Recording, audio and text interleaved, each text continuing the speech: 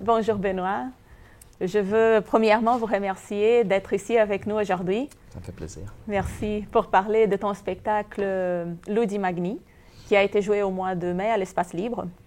Et pour commencer, à ceux qui n'ont pas eu l'opportunité de voir ou à ceux qui ont vu et qui aimeraient savoir davantage, est-ce que tu pourrais parler brièvement de quoi il s'agit et aussi comment a été faite l'intégration entre les histoires personnelles des artistes qui participent et ta dramaturgie? Au départ, je voulais aborder le thème de la compétition sociale, de la comparaison et puis du désir de reconnaissance qui est inhérent à la condition humaine depuis toujours. Donc, je cherchais une façon d'aborder ces thématiques-là. Je me suis beaucoup inspiré de la télé-réalité. Puis, j'ai essayé de trouver une façon de combiner tout ça. Et puis avec la complicité là, des directeurs du Nouveau Théâtre expérimental, donc Alexis Martin et Daniel Bruyère, on a pris la décision ensemble d'inventer réellement un jeu théâtral mettant en compétition des acteurs directement devant le public et de les faire compétitionner, se comparer les uns les autres et se battre en fait pour avoir la reconnaissance du public. Donc à partir de ce moment-là, moi en tant qu'auteur, j'ai créé un jeu avec un personnage d'animateur et ce jeu-là, on a décidé de le mettre dans la Rome de l'Antiquité, de faire diriger le jeu par un empereur et de se remettre dans le contexte là, des grands jeux romains. Donc moi, j'ai écrit ça en laissant énormément de place au niveau des épreuves et des compétitions comme telles aux acteurs. Donc c'est assez étrange parce qu'au début des répétitions, le texte, il faisait 13 pages. C'était juste un texte d'animation, de discours d'empereur, d'espèces de parallèles historiques entre la société d'aujourd'hui et la société romaine de l'époque impériale, tout ça.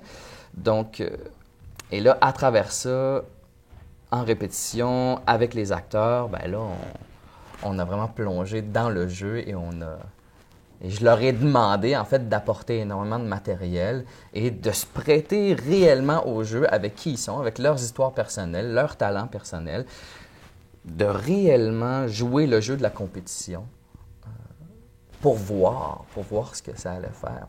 Donc, au lieu de porter un jugement sur les compétitions sociales d'aujourd'hui, on s'est dit, on va réellement en faire une. Et après ça, on va pouvoir analyser au bout de la soirée, au bout de l'expérience, mais qu'est-ce qui ressort de ça. Et comment tu as senti que cette expérience qu'il vivait dehors de la scène, parce qu'il compétitionnait dehors de la scène aussi, sur Internet, sur les réseaux sociaux, est-ce que tu penses que ça a influencé le processus de création ou est-ce que tu penses qu'au fur et à mesure qu'il se présentait et qu'un acteur gagnait ou l'autre gagnait, ça changeait aussi la dynamique de spectacle, ça changeait la dynamique entre eux? Je crois que oui, de spectacle en spectacle.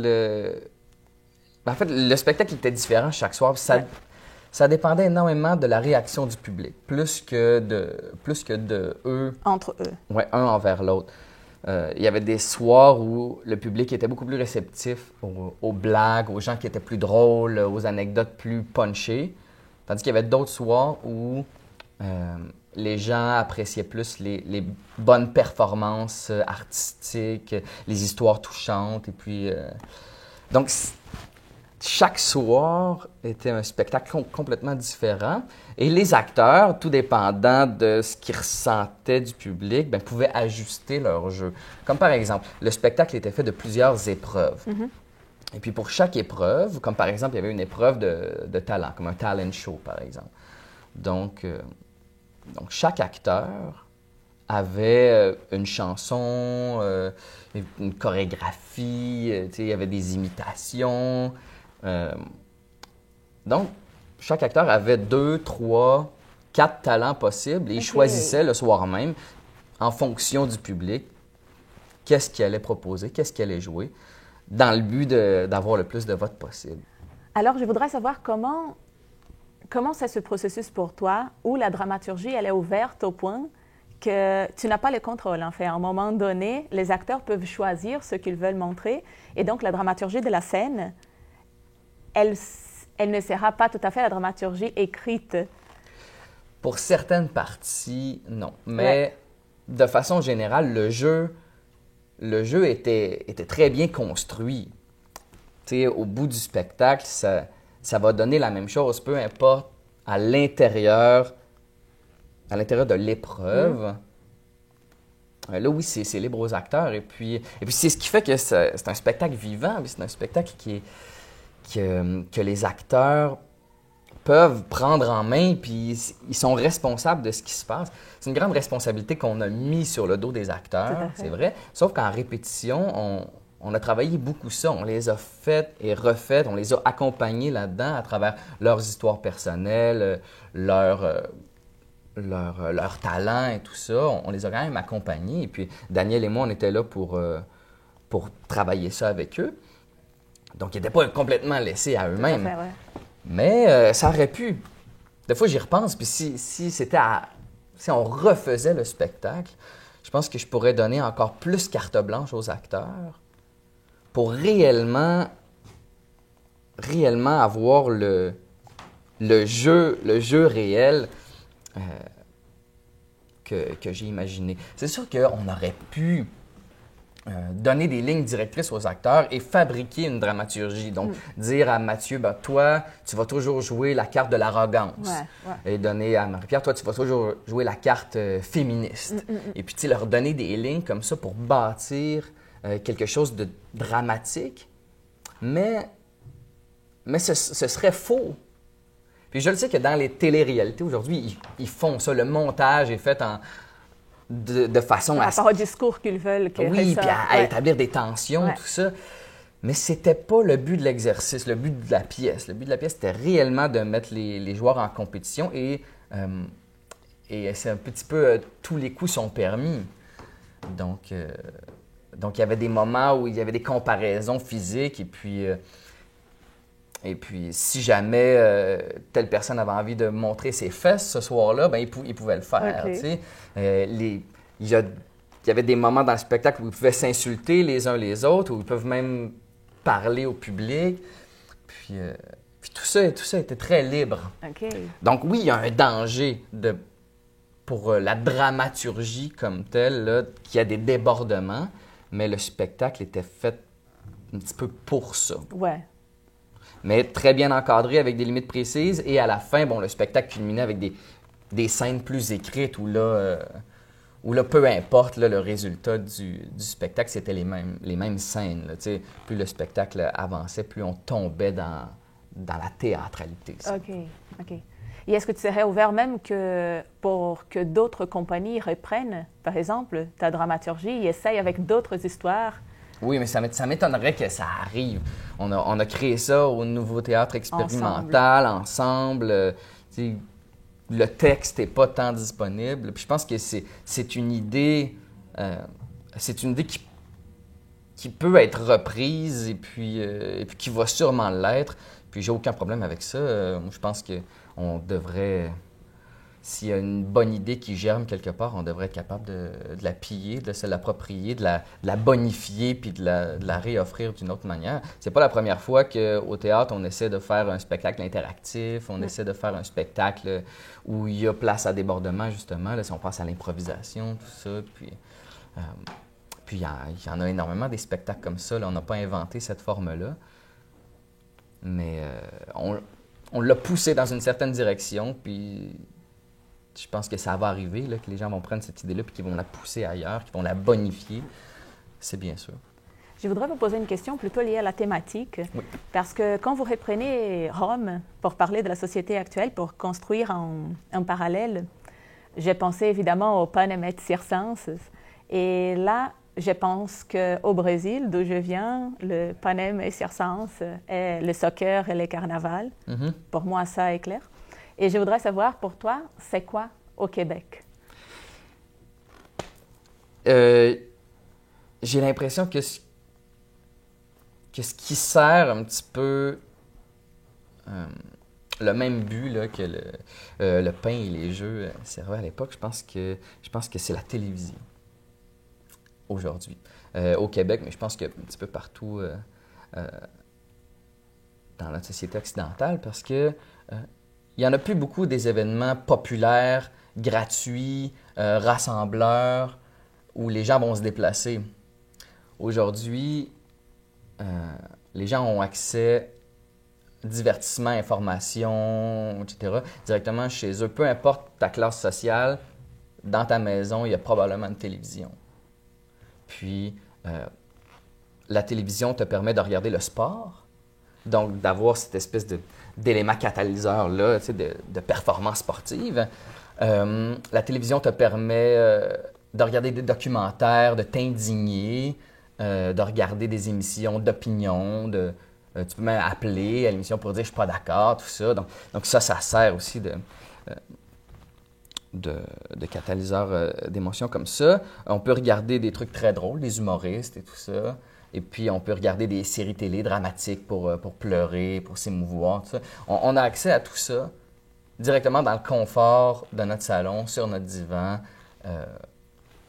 Puis, je pense qu'au niveau du contrôle de la population, donc de leur donner un divertissement pour que la population reste tranquille, je trouve que la télévision fait un très, très bon travail. S'il n'y avait pas la télévision, fait que si on n'écoutait pas nos séries télé le soir ou s'il n'y avait pas ça pour s'informer, pour se divertir, tout ça, on n'aurait pas le choix. Il faudrait sortir de chez nous. Et là, il faudrait se regrouper entre citoyens. Et là, ça, c'est super dangereux parce que là, on devient actif. La personne qui s'indigne dans son salon puis qui appelle à la radio ou à la télévision d'opinion n'est pas dangereuse parce qu'ultimement, elle ne fait rien d'autre que chialer, mais elle reste chez elle.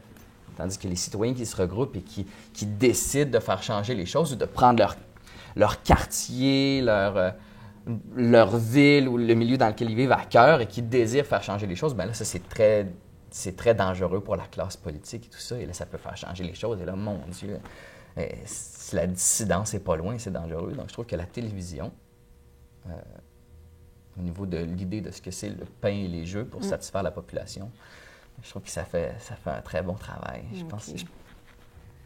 Si on reste dans la télévision, ouais. Et en voyant ton spectacle et en voyant à la fin une des participantes être jetée au lion et en train de penser que même si les personnages, entre guillemets, ils meurent à la fin, on va reprendre le jeu et ils auront la possibilité de réussir ou de mourir à nouveau. Oui. Ça m'a fait beaucoup penser à l'émission de télé de TF1, Dropped, où il a eu le crash de 2 hélicoptères. Et en passant, vous citez au début de votre texte John Moll et vous dites, il dit en fait, « Si je proposais un jeu consistant à montrer 10 personnes dans un avion en perdition, équipé de seulement 9 parachutes, je trouverais des candidats. » Et cette émission Dropped de TF1, 8 personnes sont mortes. Ouais. Et quand même, les producteurs ont décidé de garder l'émission, de la refaire.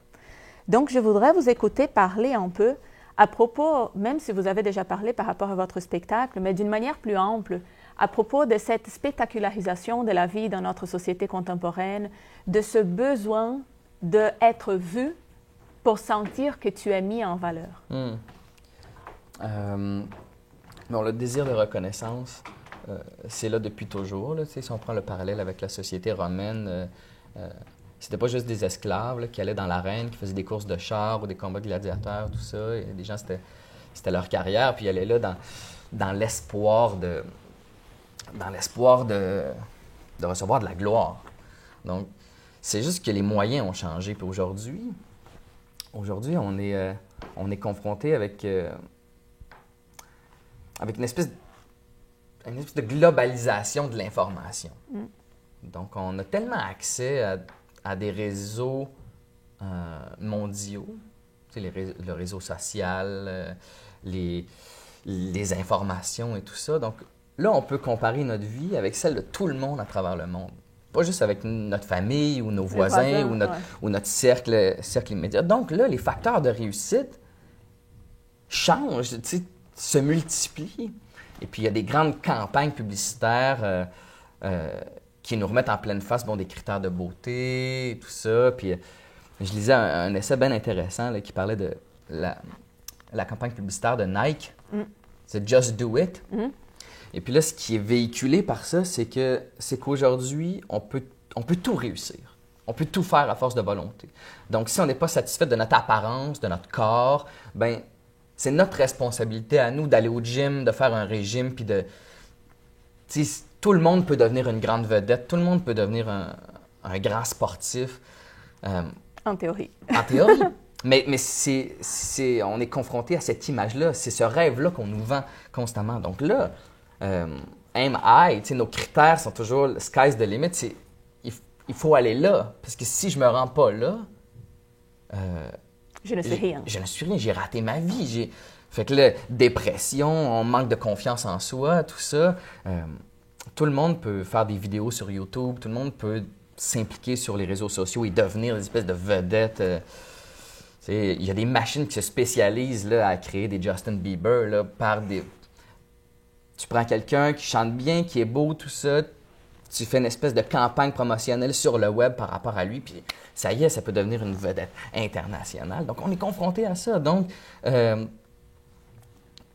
ce besoin-là de se mettre, nous, sur les grands réseaux pour avoir de la reconnaissance, il vient de là. Tu sais, ça a toujours été à l'intérieur de l'être humain, c'est juste que là, c'est décuplé par les moyens aujourd'hui qui sont différents.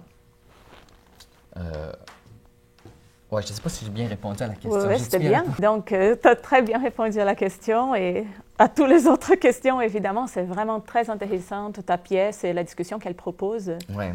Et je vous souhaite une très, très bonne continuation.